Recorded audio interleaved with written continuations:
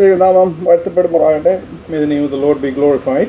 ഒരു ഉയർപ്പിൻ്റെ ദിവസം കൂടി നമുക്കൊന്നിച്ച് വലിയവനായ ദൈവത്തിൻ്റെ സന്നിധിയിൽ കർത്താവിനെ ഓർത്തുകൊണ്ട് അവൻ്റെ കഷ്ടാനുഭവങ്ങളെ ഓർത്തുകൊണ്ട് ആരാധിപ്പാനും മഹത്വപ്പെടുത്തുവാനും ദൈവം ചെയ്ത കൃപകൾക്കായി സ്തോത്രം. God gave us the grace for us to have another resurrection day, for us to remember His sacrifice and what He has done for us. ഞാൻ സങ്കീർത്തനത്തിലെ 27-ാം അധ്യായത്തിൽ വായിച്ചത്,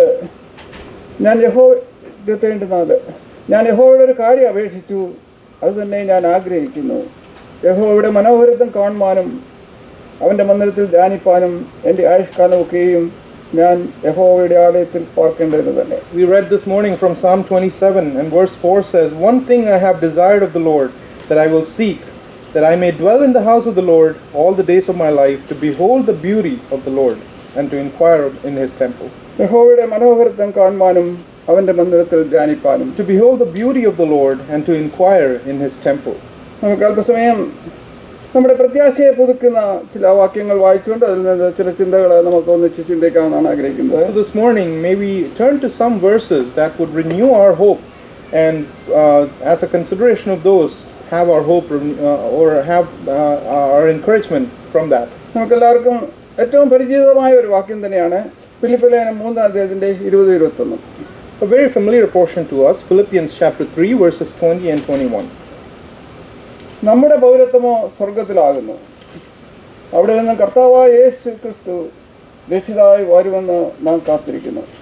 അവൻ സകലവും തനിക്ക് കീഴ്പ്പെടുത്തുവാൻ കഴിയുന്ന തൻ്റെ വ്യാപാര ശക്തി കൊണ്ട് നമ്മുടെ താഴ്ചയുള്ള ശരീരത്തെ തൻ്റെ മഹത്വമുള്ള ശരീരത്തോട് അനുരൂപപ്പെടുത്തും. For our citizenship is in heaven, from which we also eagerly wait for the Savior, the Lord Jesus Christ, who will transform our lowly body, that it may be conformed to the glorious body, according to the working by which he is able even to subdue all things to Himself. നമ്മുടെ പ്രത്യാശ ഏറ്റവും പുതുക്കുന്ന അല്ലെങ്കിൽ സന്തോഷിപ്പിക്കുന്ന ഒരു വാക്യം തന്നെയാണ് ഇത്. This is a verse that gives us great rejoicing and renews our hope. നമ്മുടെ പൗരത്വം സ്വർഗത്തിലാകുന്നു. Our citizenship is in heaven.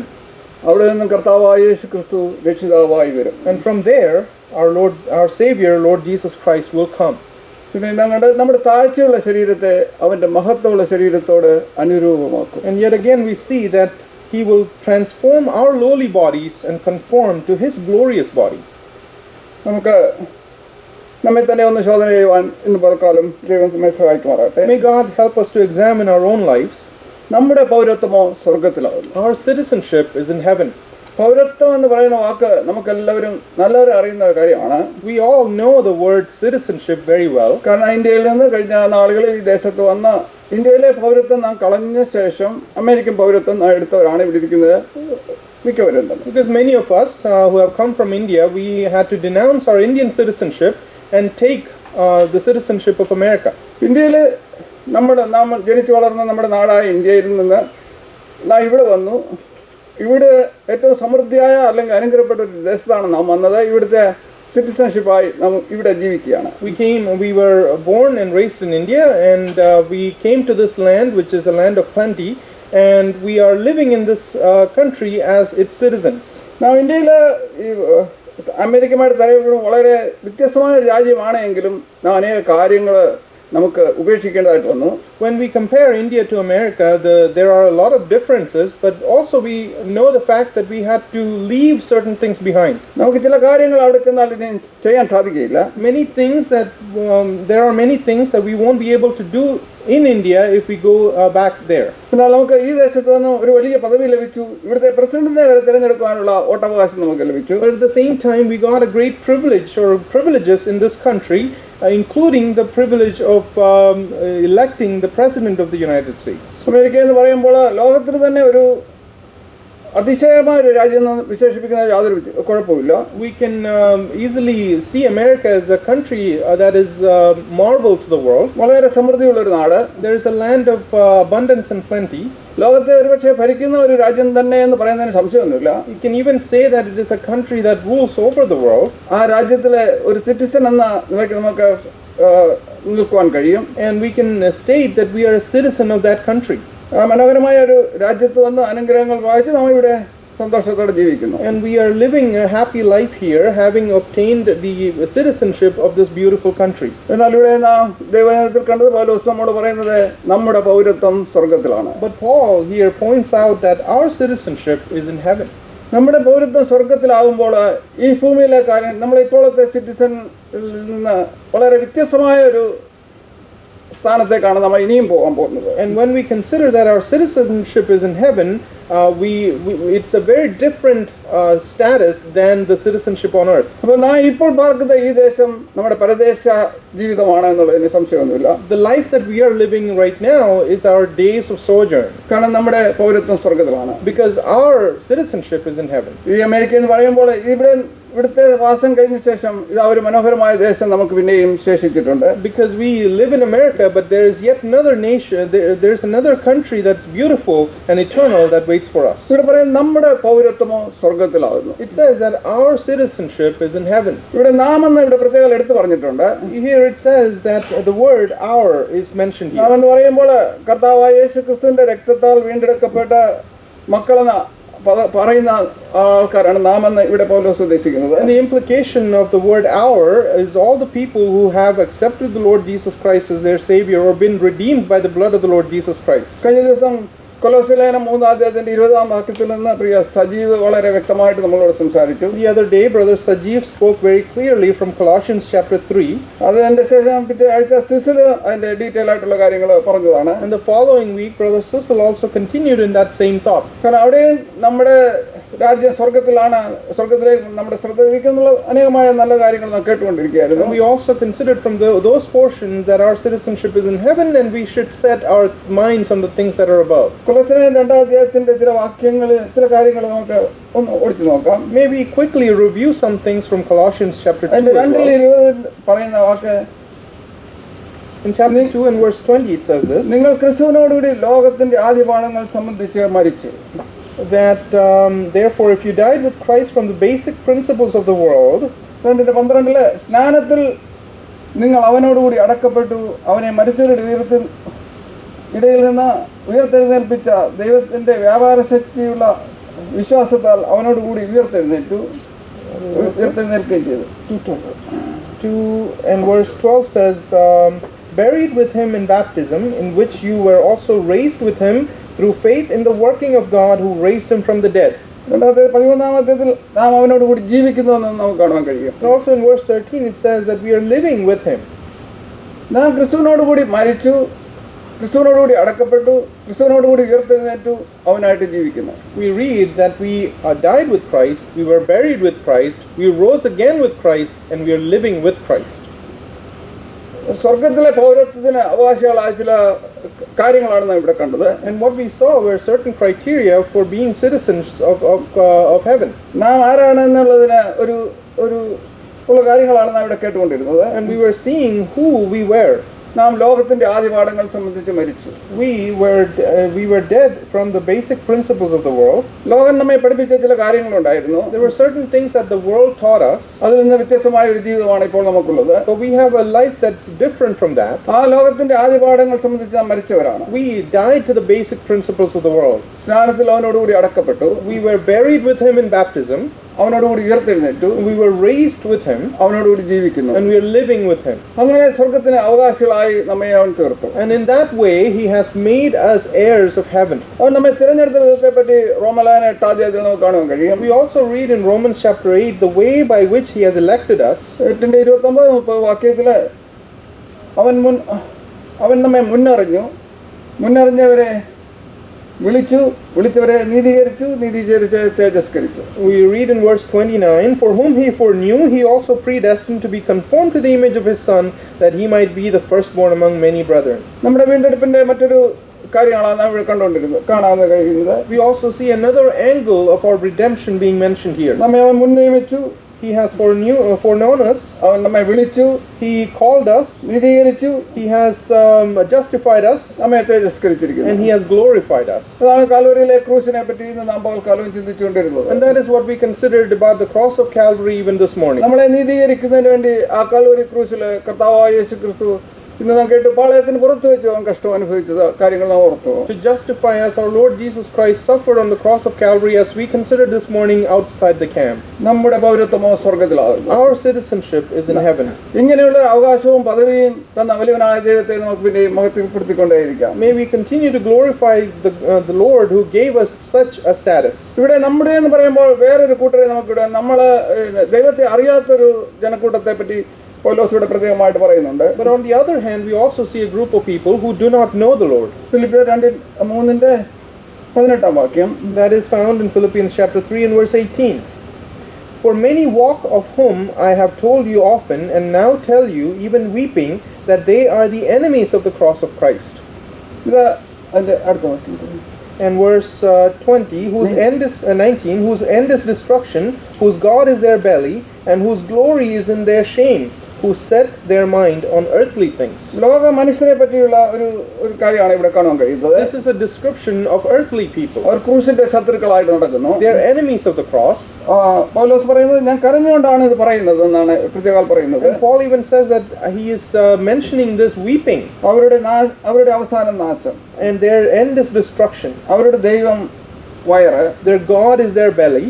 ലജ്ജയായതിൽ അവർക്ക് മാനം തോന്നുന്നു. And their glory is in their shame.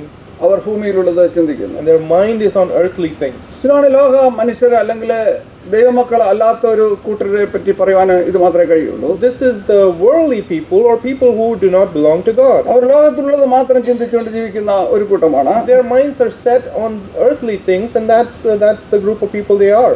അവരുടെ അവസാനം നാശം എന്ന് പറയുന്നാൽ അത് ആ നിത്യമായ നരകമാണ് എന്നുള്ളതിന് സംശയമൊന്നുമില്ല. And when it says that their end is destruction, it is referring to the lake of fire at the end.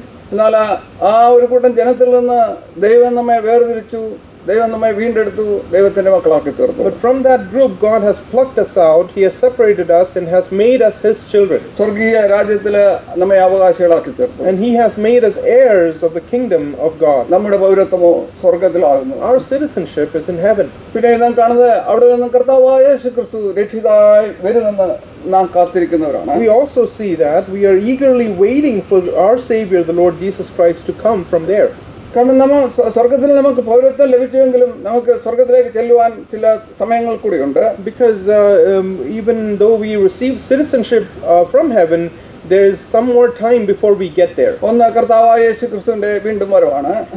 And we see the second coming of the Lord Jesus Christ. അതിനുവേണ്ടി നാം കാത്തിരിക്കുന്നവരാണ്. And we are waiting for that. അവിടെ നിന്ന് കർത്താവായ യേശുക്രിസ്തു നമ്മുടെ രക്ഷിതാവായിട്ട് വരുമെന്ന് നാം കാത്തിരിക്കുന്നു. And we are waiting that from heaven our Lord will come again to us.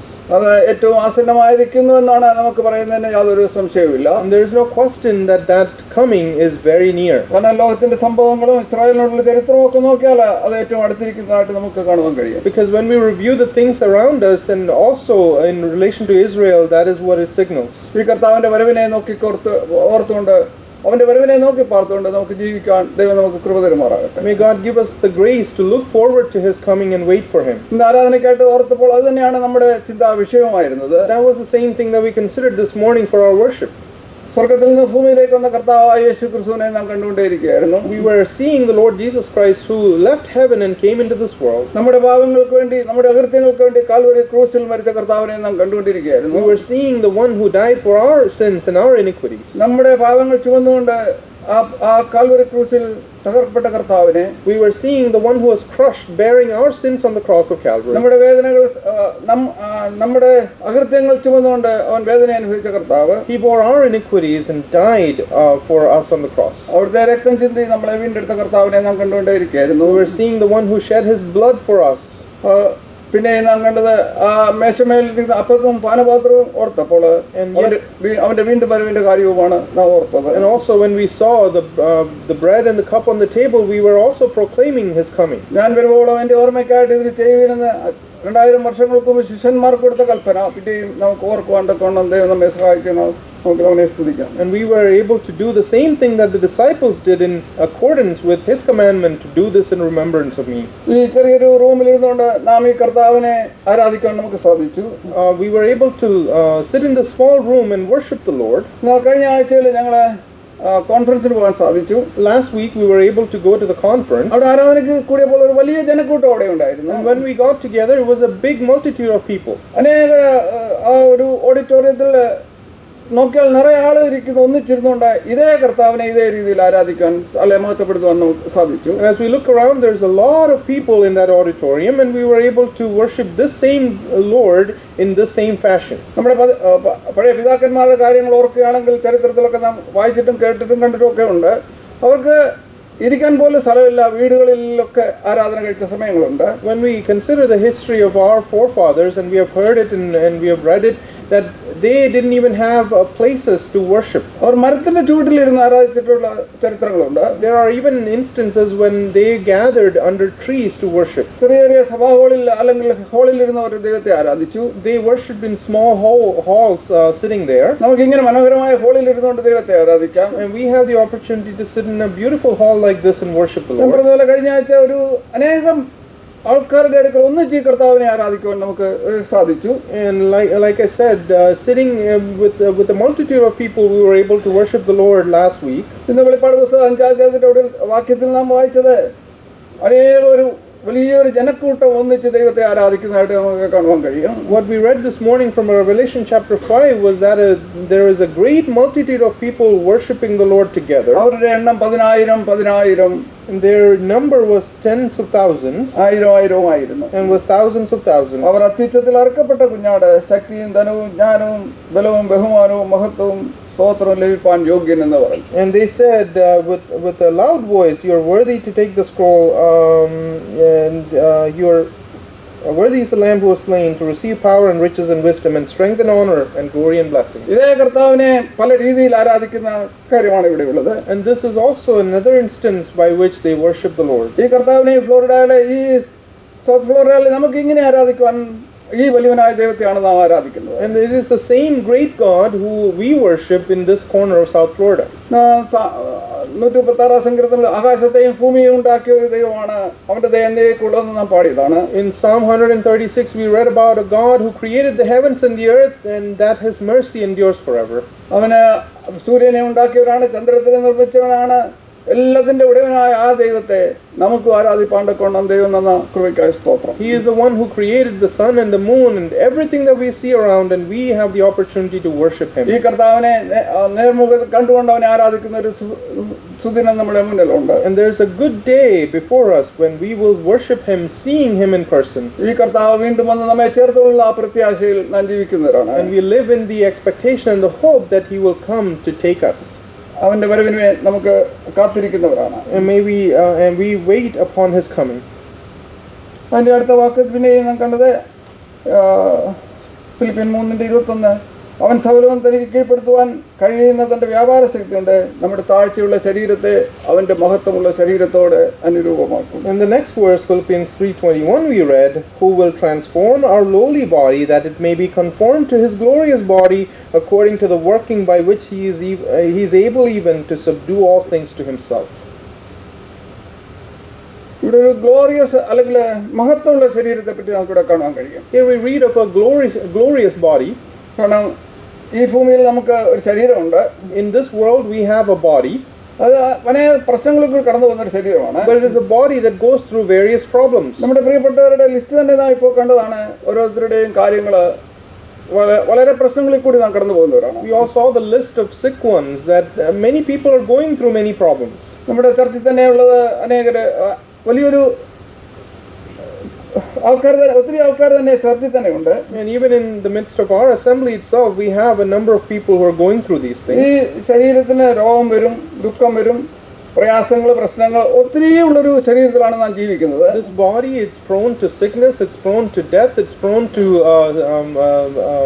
pain, and all these things may come across. എന്നാൽ നമ്മുടെ പ്രത്യാശ നമുക്ക് ഒരു മഹത്വമുള്ള ശരീരം നമുക്ക് ലഭിക്കും. But our hope is that we will receive a glorified body. കാരണം ഈ ഭൂമിയിലായിരിക്കുമ്പോൾ ഇങ്ങനെയുള്ള കാര്യങ്ങൾ നാം തരണം ചെയ്തേ നമുക്ക് മതിയായുള്ളൂ. Because when we are on this earth, all these things we have to overcome.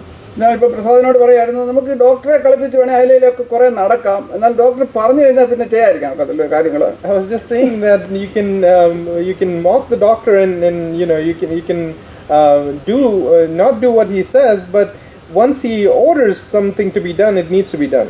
Surgery ആണെങ്കിൽ സർജറിക്ക് നാം വിധേയപ്പെട്ടേ ഒക്കെ ഉള്ളൂ. And if that's surgery, then we need to undergo surgery. എന്നാൽ ദൈവം നമ്മെ ഓരോരുത്തരെയും സഹായിക്കട്ടെ, അനുഗ്രഹിക്കട്ടെ എന്നുള്ള പ്രാർത്ഥന നമുക്ക് ഉള്ളൂ. And all we have is the prayer that the Lord would bless us and keep us. ദൈവം ഓരോരുത്തർക്കും കൃപ തരുമാറാകട്ടെ. ഈ സാഹചര്യങ്ങളെ നേരിടുവാൻ ദൈവം നമ്മെ സഹായിക്കുമാറാകട്ടെ. ദൈവം നമ്മോട് കൂടെയുണ്ട്. And may God give us grace to endure these things because God is with us. നമ്മുടെ കാഴ്ചയുള്ള ശരീരത്തെ അവന്റെ മഹത്വമുള്ള ശരീരത്തോട് അനുരൂപപ്പെടുത്തും. He will conform our lowly bodies to His glorious body.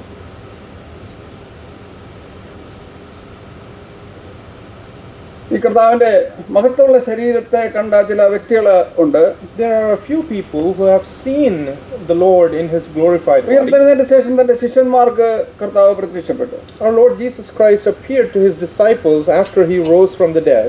അനേക 500-ലധികം ആൾക്കാർക്ക് പ്രത്യക്ഷപ്പെട്ടതാണ് വചനത്തിൽ നമുക്ക് കാണുവാൻ കഴിയും. We read in the Word of God that He appeared to more than 500 people. ദമസ്കോസിന്റെ വെച്ച പൗലോസിനെ പ്രത്യക്ഷപ്പെട്ട കർത്താവിനെ നാം കണ്ടു. We also saw the Lord Jesus Christ appearing to Paul on his way to Damascus. എന്നാൽ ഉയർത്തെഴുന്നേറ്റ് സ്വർഗ്ഗാരോഹണം ചെയ്തപ്പോൾ തന്റെ ശിഷ്യന്മാരോട് അടുക്കൽ നിന്നുകൊണ്ട് അവരുടെ മുമ്പിൽ നിന്ന് ഉയർത്തെഴുന്നേറ്റ് സ്വർഗത്തിലേക്ക് പോയ കർത്താവ് ആണ്.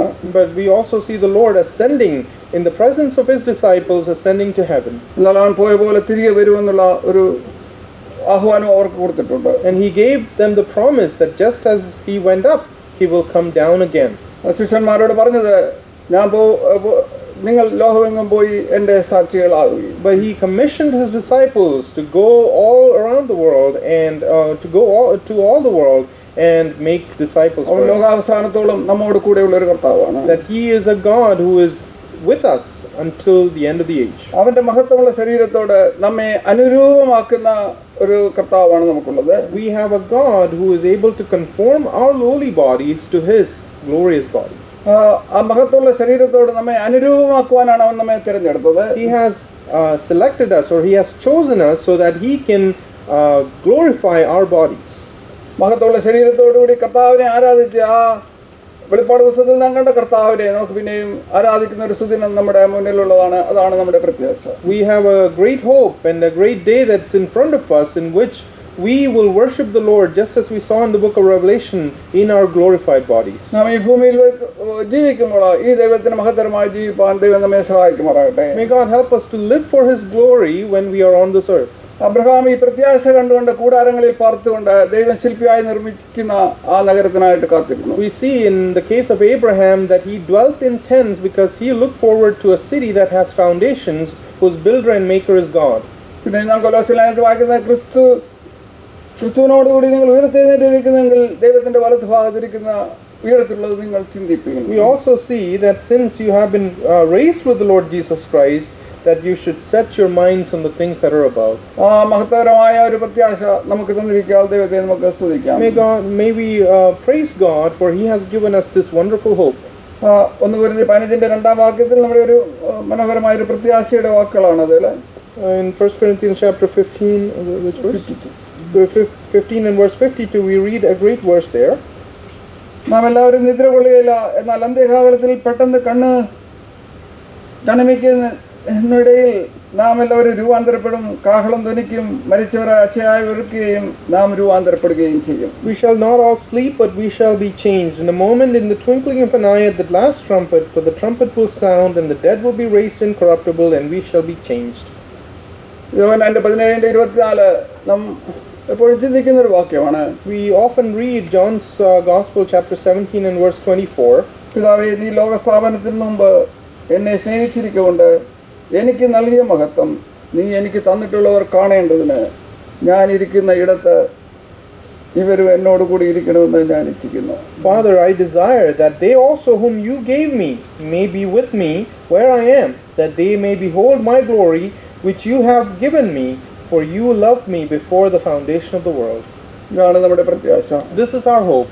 നാം കർത്താവിനോട് കൂടെ ആയിരിക്കും, അവനോട് കൂടി എന്നും അവനോട് കൂടി ആയിരിക്കും എന്നുള്ള പ്രത്യാശ നമുക്ക് ദൈവത്തെ സ്തുതിക്കാം. May we praise God that He has given us the hope that we will be with Him forever and forever. നമ്മുടെ താഴ്ചയുള്ള ശരീരത്തെ, our lowly bodies, അവന്റെ മഹത്വമുള്ള ശരീരത്തോട് അനുരൂപമാക്കും. Will be conformed to his glorious body. നാം എന്നും കർത്താവിനോട് കൂടെ ആയിരിക്കും. And we will be forever with the Lord. ഈ വചനങ്ങള് നമ്മുടെ ഹൃദയത്തിൽ ആഞ്ഞു പതിക്കട്ടെ, അത് നമ്മുടെ ഹൃദയത്തിൽ എന്ന് ചിന്തിച്ചുകൊണ്ടിരിക്കട്ടെ എന്ന് നമുക്ക് പ്രത്യേകം ഓർപ്പിക്കുന്നു. And may these words be impressed on our hearts, and that we be reminded of these truths every day. നമ്മുടെ പൗരത്വമോ സ്വർഗത്തിലാകുന്നു. Our citizenship is in heaven, അവിടെ നിന്ന് കർത്താവായ യേശുക്രിസ്തു രക്ഷിതാവായി വരുമെന്ന് നാം കാത്തിരിക്കുന്നു. from which we also eagerly wait for the Savior, the Lord Jesus അവൻ Christ. സകലവും തനിക്ക് കീഴ്പ്പെടുത്തുവാൻ കഴിയുന്നതിന്റെ വ്യാപാര ശക്തി കൊണ്ട് നമ്മുടെ താഴ്ചയുടെ ശരീരത്തെ തന്റെ മഹത്വമുള്ള ശരീരത്തോടെ രൂപാന്തരപ്പെടുത്തും. Who will transform our lowly body that it may be conformed to his glorious body, according to the working by which he is able even to subdue all things to himself. ഈ വചനങ്ങൾ നമ്മുടെ ഹൃദയത്തിൽ പതിക്കുമാറാകട്ടെ. May these words be impressed in our hearts. നമുക്ക് പുത്തനാം യെരൂശലേം എന്നുള്ള പാട്ട് പാടിക്കൊണ്ട് നമുക്ക് അവസാനിപ്പിക്കാം. May we conclude our time by singing the song Puttanam Yerushalemil Ettum Galam Orkumbol. പുത്തനാം യെരൂശലേമിലെത്തും കാലമോർക്കുമ്പോൾ Ibrahim ഖേദമെല്ലാം മാഞ്ഞു പോകുന്നേ. കഷ്ടത പട്ടിണി ഇല്ലാത്ത നാട്ടിൽ നാം കർത്താവൊരുക്കുന്ന സന്തോഷ വീട്ടിൽ നാം തേജസ്സേറും മോഹന കിരീടങ്ങൾ ധരിച്ചു നാം രാജരാജനേശുവോടു കൂടെ വാഴുമേ. തേജസ്സേറും മോഹന കിരീടങ്ങൾ ധരിച്ചു നാം രാജരാജനേശുവോടു കൂടെ